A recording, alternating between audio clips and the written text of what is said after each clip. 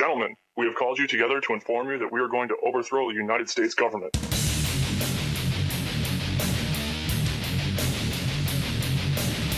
You still think that jet fuel brought down the World Trade Center? Does anybody else see a problem here? If the government has nothing to hide, why are they so afraid to answer a few questions? This story does not add up.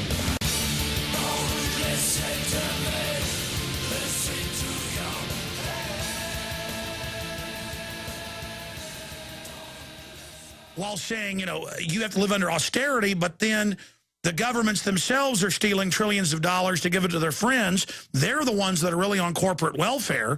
And so it's just all coming to a head. And you mentioned that you met with a member of the Greek government.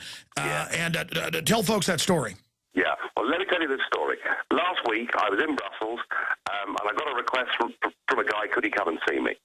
An elderly man in his middle, late 70s, with a very distinguished career behind him. This guy had been a Greek ambassador to several major countries around the world.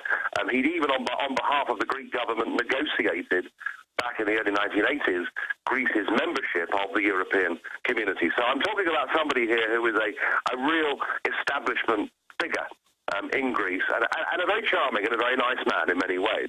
And what he told me frightened the life out of me. He said to me, Nigel, I got to tell you that at the weekend, I went down to the back streets of Athens and I bought myself a Kalashnikov. And I looked at him and I sort of blinked a bit and thought, did I hear that right? He said, yes. He said, I got to tell you that myself and my friends, those of us that are comparatively well off, we live on the outskirts of Athens. We live in big detached houses, and we're all going down, and for €100, buying Kalashnikovs, because we believe the time is close when we're going to have to defend our property. So desperate are the ordinary poor people for food and possession. And when you think about, somebody of that social status who is so scared he's buying a Kalashnikov to defend his family, you realize that we've actually got in some of these countries, we are on the edge. We are literally on the edge of a total breakdown in society. And, I'm sure there are some big banks and big industrialists who perhaps are rubbing their hands and saying, well, the sooner Greece goes bankrupt, the better, because we can buy up the shipyards and buy up the islands and buy up the land. But the sheer price in human suffering, I don't think that, frankly, the world's normal, formal media is not giving the right level of attention to. Well, the globalists are going to have a lot of trouble ever getting away with this. I mean, that's the problem. They're committing such huge crimes. Look what they did in Argentina 12 years ago. They've done this over and over again. And the worst part is they then scapegoat capitalism and blame it when this is not capitalism doing this. This is bureaucratic crony insiders robbing everyone. Yeah, I mean, it's almost a new form of communism, isn't it, really? If you think about it, it is the state and the big banks wanting to control absolutely everybody's lives. They couldn't give a damn about how much human suffering and misery they cause. They're stripping away the basic fundamentals of liberty, of democracy, of all the things that we in the West have held dear for years. And I have to say that for many, many years over here, I was a very lonely voice. But I tell you what, I'm hearing more voices now, and there are more people, even amongst the political class, who are now having the courage to stand up and say things. Amazing. Nigel Farage, one last segment with you. We'll be back with some other key questions straight ahead. All right, final segment. I could talk to this guy for 10 hours. He's a hard guy to get on with. He was just meeting with the new appointed dictator of Italy right before he got on the show.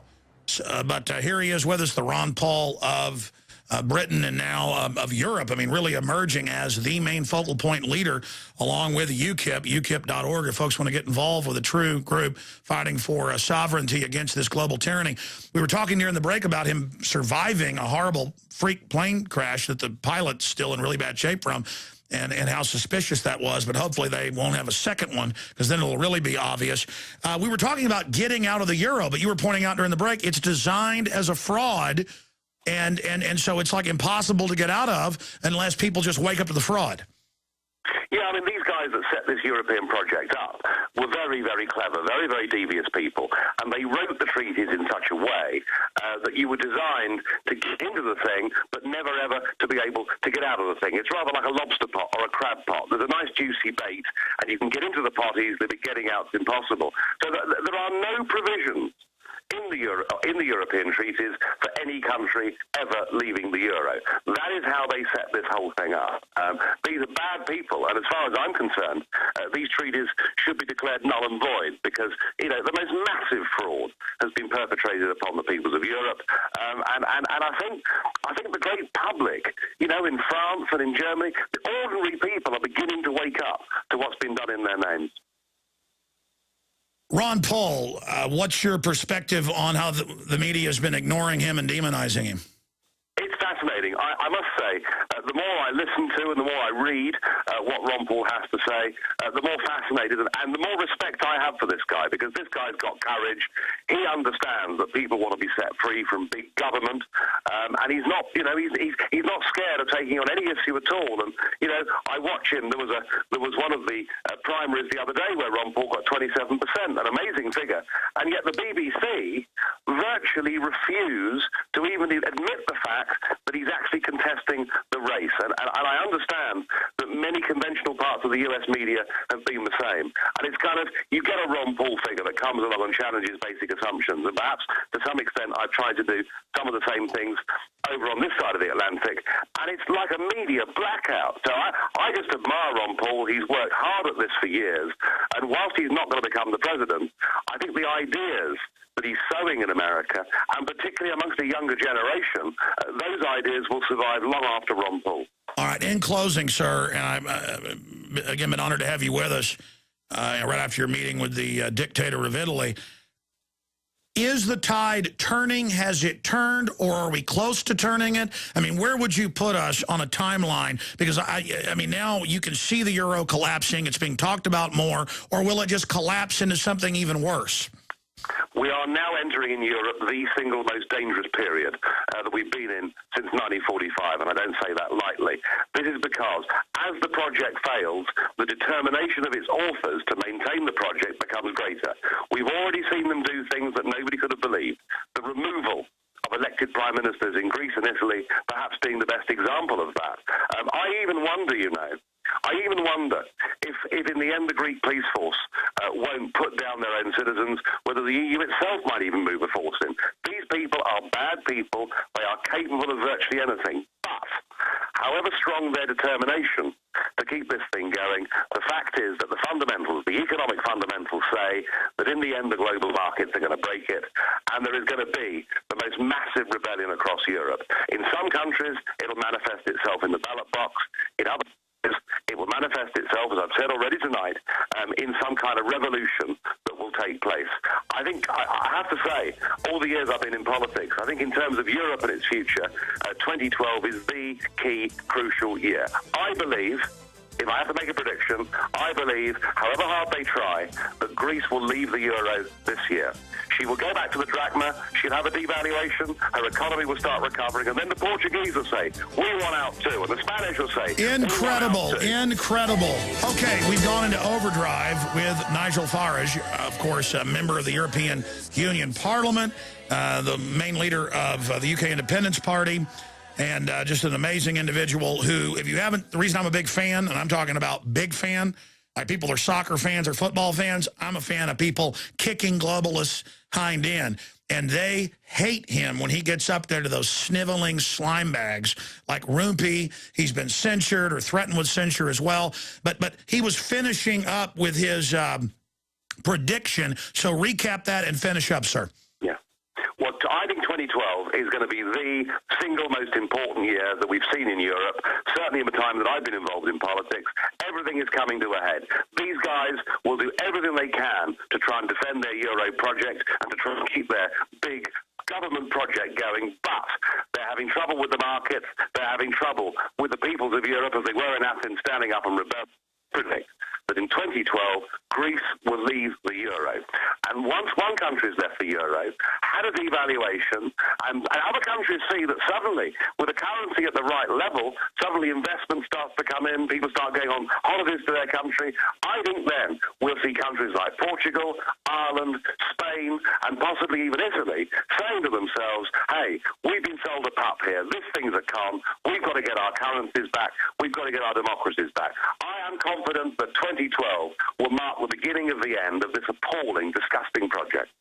Wow. So when you met, just briefly, when you met with Mario today, the technocrat installed by the EU weasels, I mean, what did he say to you? What did you ask him? I said he had no legitimacy at all, that he was an appointee, he'd spent his life as a European commissioner and working for Goldman Sachs, and that he represented all that was worse in this whole new global government movement that you talk about so often on your program. And his response is that the crisis is so serious that democracy has to be suspended just for a short while so that we can sort everything out. You know, we've seen, haven't we, in the past, countries that claim emergency powers. Hitler did it in Germany, suspended democracy because of an emergency and never ever gave it back. And I don't think these guys have any intention of giving democracy back, and so we the people have got to take it from them. It could be turbulent, it could be difficult, some of it could be unpleasant, but it's a fight we've got to fight. And I think we've got to remember that those that went before us, who actually created democracy, liberty, and freedom of the individual, these guys were actually prepared to go to war, to fight to defend these things. We, I'm afraid, are going to have to do much the same kind of thing. All right, we've only got a minute left, and again, we appreciate your time. Was this on the floor? Was this videoed? Because I know they're admitting we're getting rid of freedom, but I mean, to have them publicly admitting it to you, or was this privately? No, this was privately, and it's always a combination here. You know, you get the chance on the floor to speak to these people, but sometimes meeting them in private is more interesting. And I had a very interesting meeting with Angela Merkel in November. I said, Chancellor Merkel, this isn't working. The German taxpayers are putting huge amounts of money in to bail out the banks through the Greek government. Wouldn't it be better for everybody to admit that the euro's a failure and to let Greece leave? She said, Mr. Farage, we can't do that, because if Greece leaves, all the others will leave. And if they all leave, the European project will fail, and then we'll just go back to being nation states from their own mouths. Unbelievable. And choice and sovereignty and honor, incredible. So is the arrogance a act like with Al Gore, or do you think they're still delusional? I mean, are you seeing a change in their spirit as they lose momentum? Interestingly, 6 months ago, there was a sort of feeling of blind panic over here. Everything was going wrong. They were terrified, and you could see the fear on their faces. I'm not seeing any fear at all now. It's as if perpetual crisis has become a new form of government, and they now realise that they can actually get away with almost anything. At least they think they can get away with anything. For a country the size of Italy, to have somebody like this man Monti appointed to take it over, and for that to have happened, they are completely out of control. Well, it's not the first time they had Mussolini. Nigel Farage, thank you so much for the time. UKIP.org. God bless you. We'll talk to you soon. Thank you. All right, folks, there he goes. Amazing. Key info coming up. And then back tonight, 7 o'clock Central. Don't forget, I'm speaking in Dallas this weekend. Info at Infowars.com/events. You can still get tickets to that. All right, incredible.